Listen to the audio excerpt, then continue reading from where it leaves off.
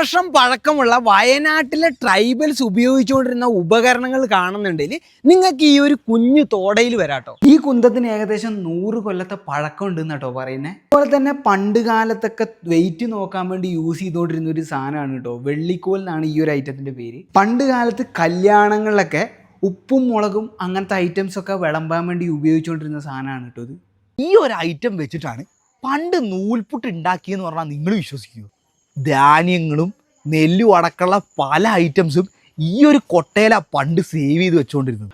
ഒരാൾക്ക് ഏകദേശം 30 രൂപ ടിക്കറ്റിൽ പണ്ട് കാലത്ത് ഉപയോഗിച്ചുകൊണ്ടിരുന്ന വയനാട്ടിലെ പല എക്യുപ്മെൻറ്റ്സും, അത് കാർഷിക രീതിയിലായിക്കോട്ടെ, ഫിഷിങ്ങിനായിക്കോട്ടെ, ഹണ്ടിങ്ങിനായിക്കോട്ടെ, എല്ലാ രീതിയിലും ഉപയോഗിച്ചുകൊണ്ടിരുന്ന പല ഐറ്റംസും നിങ്ങൾക്ക് ഈ ഒരു തോടയിൽ വന്നാൽ കാണാൻ പറ്റും. അതുപോലെ തന്നെ ഈ ഒരു പെയിൻറ്റിങ്ങിൽ കാണുന്ന ഈ ഒരു കമ്മലിൻ്റെ ബേസിലാട്ടോ ഈ തോടാന്ന് പറഞ്ഞൊരു പേരുണ്ടായിട്ടുള്ളത്. അപ്പോൾ സ്പോട്ട് മറക്കണ്ട, കല്ലൂര് 67 നമ്പിക്കൊല്ലി വഴി പോണ സ്ഥലത്താണ് ഈ ഒരു തോടയുള്ളത് കേട്ടോ.